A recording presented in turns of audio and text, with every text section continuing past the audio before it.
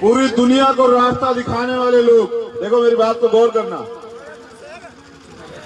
अमल, पूरी दुनिया को अमल का रास्ता, मोहब्बत का रास्ता, अमन का रास्ता, अमन का पैगाम देने वाली कौम, तो कहां कमी रह गई कि इस देश के लिए कुर्बानी देने वाली कौम। रेशमी रुमाल तहरीक जहां से चली, मैं वहां से आता हूं, और जब ये नहीं बना था, उत्तराखंड, तो आप भी उसी का हिस्सा थे। और एक पेड़ और एक मौलवी, इस देश की आजादी के लिए कितनी बड़ी कुर्बानी। एक पेड़ और एक मौलवी मार के लटकाया गया, तब जाके देश को आजादी मिली। चाहे शामली का तोपखाना लूटा गया हो, ये तो हमारे नौजवान बच्चे अभी सिगरेटों के धुएं में नहीं समझ पा रहे हैं। ये तो निकल जाएगा, अभी एनआरसी सीए में निकाल रहे थे वो, इनकी हंसी तो सब बाहर हो जाएगी। इनको नहीं फिक्र है, इनको ना कौम की फिक्र है, इनको किसी चीज की फिक्र नहीं है। अपने मजे में, अपने नशे में, और इस नशे में आने वाली नस्लें बर्बाद हो जाएंगी, इनको नहीं पता है। ये जो आज चेहरे की हंसी है, अब से 6 महीने पहले, साल भर पहले, वो जब वो कानून लाया गया और तमाम तरह की मुसीबतें हमारे लोगों ने झेली, और क्या क्या नहीं सहना पड़ा। कोई कहता कि ये मुसलमान जो हैं, इन्होंने अपनी औरतों को बिठा दिया सड़क पे और खुद रजाई में घुस गए। हम आज के दिन हम खुद जेल में थे, दिल्ली में तिहाड़ में, जब जमा मस्जिद के ऐतिहासिक सीढ़ियों पे, जहां मौलाना अबुल कलाम आजाद साहब ने जब बंटवारा हुआ, रोका लोगों को कि मुसलमानों इस देश को छोड़ के मत जाओ, ये देश आपका है। हम उस ऐतिहासिक जगह पे, और पूरी दुनिया देख रही थी कि जहां इस देश में मुसलमान को अलग थलग करने की कोशिश की गई, वहां हमने तय कर लिया कि अगर हमें खून भी देना पड़ा, कुर्बानी भी देनी पड़ी, तो हम एक देश में वो नहीं होने देंगे जो इस देश ने एक लंबे समय से सहा है यहाँ। और आज हमारे लोग हंस रहे हैं, आपस में खुश हो रहे हैं।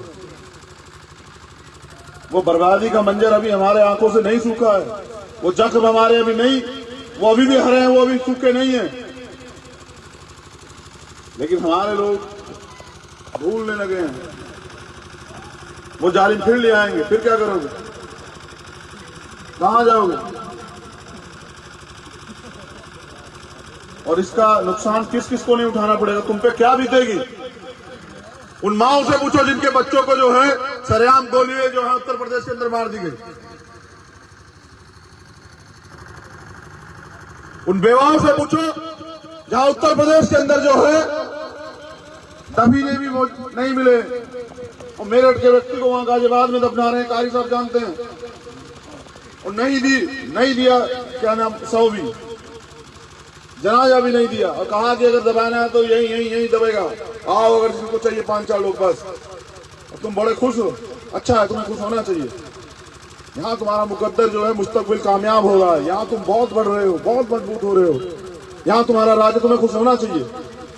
उन गरीबों से पूछ के देखो जिनके बच्चों को पुलिस उठा ले जाती है और जेल में बंद कर देती है और कुछ सुनवाई नहीं होती।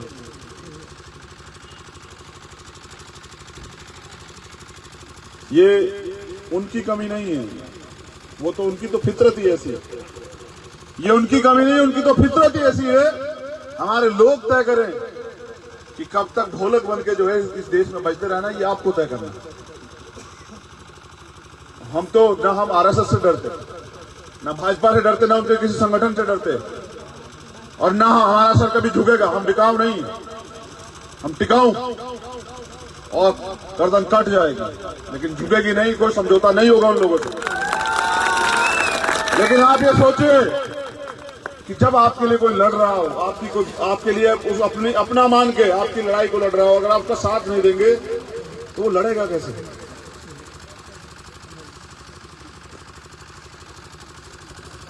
मैं कहना नहीं चाहता, लेकिन नौजवान यहाँ खड़े हैं, उनकी जीवन में पहली बार ऐसा होगा, ईद की नमाज जो है घर में पड़ी गई होगी, क्यों नहीं है? कहाँ भूल गए? कौन से नशे में? हमसे मत कहलवाइए, हमारे जख्म बहुत गहरे हैं। लेकिन हम ये कहना चाहते हैं कि पूरी ईमानदार से बताइए कि चाहे ये उत्तराखंड बना हो या उत्तर प्रदेश था, इसमें आप कहां हैं? ये आपको तय करना है। आज आप अकेले नहीं हैं, आपके साथ में लड़ने के लिए दलित समाज के लोग पूरी मजबूती से खड़े हैं। और बताओ खड़े या नहीं खड़े हैं? खड़े हैं। कोई एक मामला बताओ जहां कहीं जरूरत पड़ती है और कहने से पहले ना आते हो भीम आर्मी के लोग। ये प्यार हमने इसलिए पैदा किया कि हमें पता लगता है कि हमारा दुख एक जैसा, हमें जाति के नाम पे, धर्म के नाम पे एक जैसा सताया जा रहा है, हमारे अधिकार छीने जा रहे हैं और हमें डरा के हमारी वोट ली जाती है। सच ये है कि लोकतंत्र में जिसकी ज्यादा वोट होती है उसका राज होता है। और अगर हम दो ताकतें आपस में मिल जाते हैं, और छोड़िए, और तो लोग आएंगे अपने साथ, जैसा आप इकट्ठे होते तीसरा व्यक्ति भाग के आएगा आपका भाई। अगर हम दो ताकतें मिल जाती तो राज किसका होगा? लेकिन वो उनको एक करने के लिए क्या मेरी जिम्मेदारी अकेले की?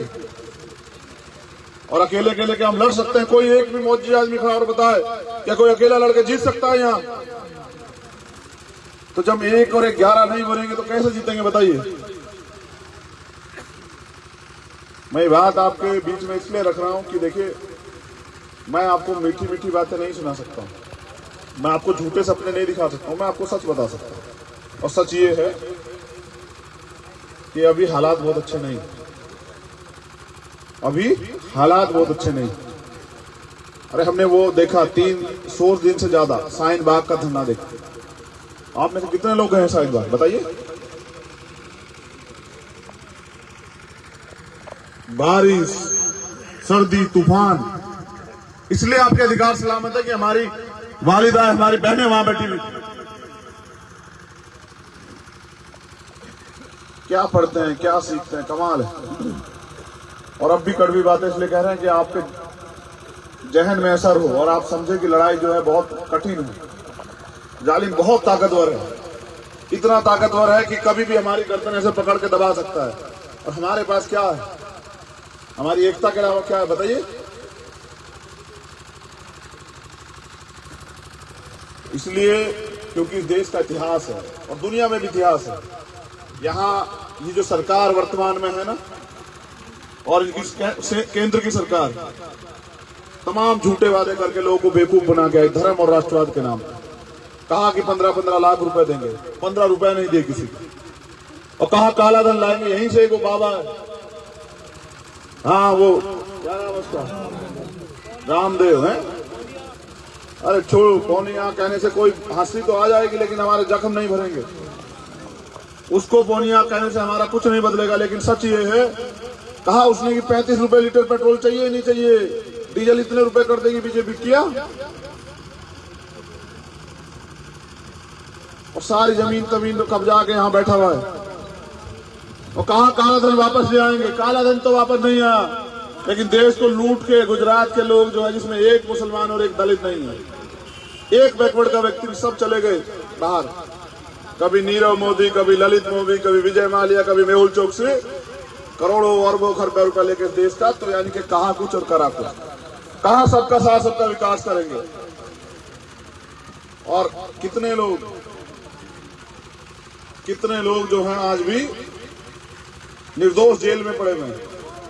मगर अब मुझे कहना पड़ेगा कि हालात ऐसे हैं कि मुर्गे वाली हालात हैं।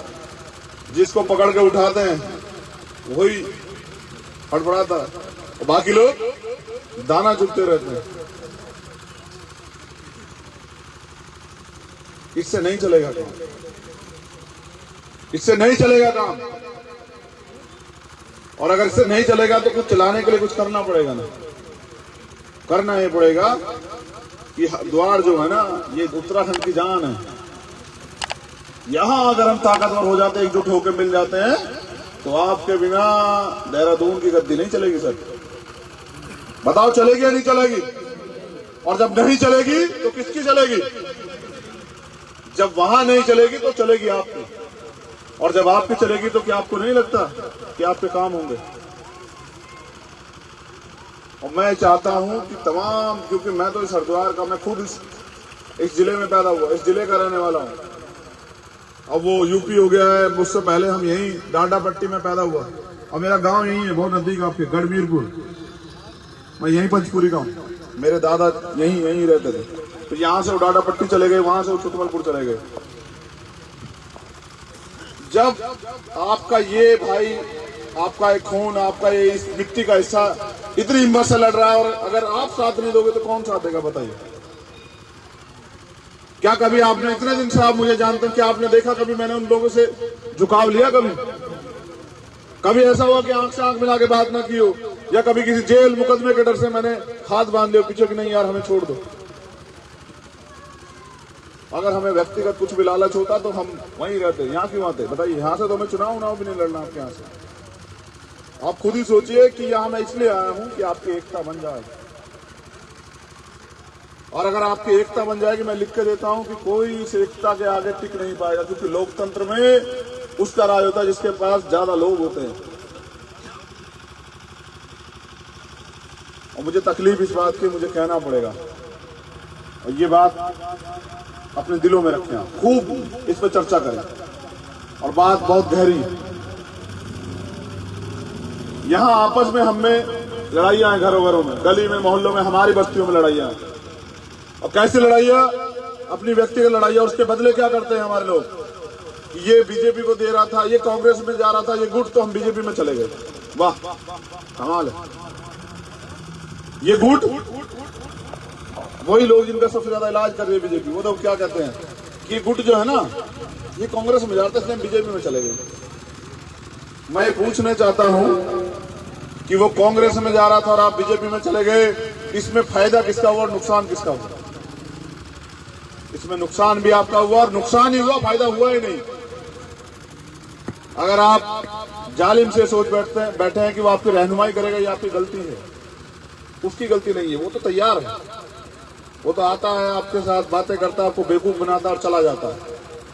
और मैंने अभी भी पूछा अपने भाइयों से कि बताइए कि पिछली बार जो गवर्नमेंट थी यहाँ, कौन से वाली 2012 की, उसमें जितने विधायक, जितने मिनिस्टर कांग्रेस की गवर्नमेंट में थे, क्या आज वो बीजेपी गवर्नमेंट में नहीं है क्या? बताइए है या नहीं है? फिर तो उनमें फर्क क्या हुआ? वो तो एक ही है। उनके लिए आप मरो या जी, उनको क्या मतलब है? उनके तो सिर्फ पार्टी के झंडे बदलते हैं, आपका क्या बदलता है? आप इस लोकतंत्र में दोनों लोग कहीं नहीं। और मैं चाहता हूं कि आने वाले कल में आपके बिना ये प्रदेश ना चले, ये देश ना चले, और इसलिए मैं यहां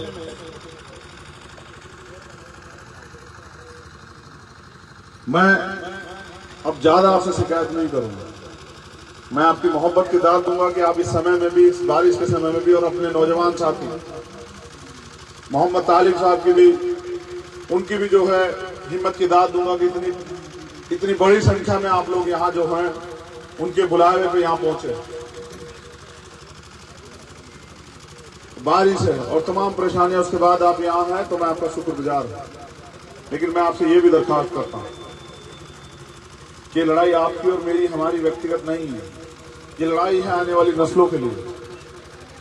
अगर हम इस इतिहास को ना बचा पाए तो आने वाली नस्लें हमें माफ नहीं करेंगे। हमने तो अपना जीवन जी लिया है। जो लोग यहाँ 40-50 पार के, अब तो दिन ही कितने हैं, 60 साल की तो जिंदगी हो रही है कॉमन। फिर तमाम तरह की मुसीबत एक थी तो भी सच्चे कि ये तो आनी है। लेकिन सत्य ये है कि आप जिंदा रहते भी जीवित थे या नहीं, क्योंकि जब आप अन्याय हो रहा उसका विरोध न कर पाए तो आप जिंदा नहीं है। मैं किसी भी कमजोर पर अन्याय होता है, मैं जाकर खड़ा होकर उसको विश्वास दिलाता हूं कि आप अकेले नहीं। और मैं चाहूंगा कि अगर आप मुझे विश्वास दिलाएंगे कि चंद्रशेखर आप अकेले नहीं है, तो मैं पूरी जिम्मेदारी से कहता हूं कि मैं लगातार आऊंगा इस क्षेत्र में, और इस हरिद्वार को जो है आपकी इतनी बड़ी ताकत बना दूंगा, इतनी बड़ी ताकत बना दूंगा कि वहां देहरादून की गद्दी की आंखें हमेशा इधर ही रही आपकी, और वो अपने में भी जिक्र करेंगे अब उनके बगैर नहीं चलेगा, और उनके बगैर नहीं चलेगा तो उनसे ही चलेगा, तो उनकी ही चलेगी। आज तो जीरो है, कुछ नहीं है, समझ रहे हैं? कुछ नहीं है। क्या आपके बच्चों को रोजगार मिल रहा है? क्या अच्छी तालीम मिल रही है? और मैं कहना नहीं चाहता क्योंकि ये बहुत छोटा सा प्रदेश है, लेकिन मैं ऐसे प्रदेश से आता हूँ जहाँ एक शख्स है बहुत बहुत बेइंतहा जो है, मैं उनको उनके कार्य को सलाम करता हूँ, जिनका नाम है मोहम्मद आजम खान। और उनकी गलती सिर्फ ये है कि उन्होंने तालीम के लिए, गरीबों के बच्चों के तालीम के लिए यूनिवर्सिटी बनाई, बाकी कोई चोरी नहीं की है, कोई चोरी नहीं की है। मेरा उनका दूर दूर का कोई रिश्ता नहीं है, लेकिन वो एक जिम्मेदार व्यक्ति है और ईमानदार व्यक्ति, इसलिए मैं उनकी कदर करता हूँ। और मैं ये बात आपको कहना चाहता हूँ कि आज वो मुसीबत में, उसको सजा इस बात की मिल रही है कि उन्होंने एक यूनिवर्सिटी बनाई जिसमें मुसलमान बच्चे आराम से पढ़ पा रहे। उस यूनिवर्सिटी का बनाने का गुनाह उन्होंने किया। वो पैसा कमा लेते, कोई दिक्कत नहीं थी। आज वो जेल में है, उनकी पत्नी भी जेल में थी, अभी छुट्टी, उनका बेटा भी जेल में। और अगर इस तरह से आप लड़ने वालों का साथ छोड़ोगे तो सब लड़ेगा कौन, बताइए। वो वहां है रामपुर में और हम यहां हैं। आज उनका जिक्र इसलिए हो रहा है कि लगा कि नहीं आप भूल जाते। ये भूलने कला बदल दीजिए, बहुत बिगड़ जाएगा सब। भूलने का ये अगर कला नहीं भूले तो लोग हमें भूल जाएंगे, याद रखेगा। मेरी यही दरखास्त है आपसे, मुझे आपने बुलाया, मुझे समय दिया, मेरा इंतजार किया, मैं आपको मुबारकबाद देता हूँ, शुक्रिया। For more updates, subscribe to our channel, click the show links and enjoy watching the videos.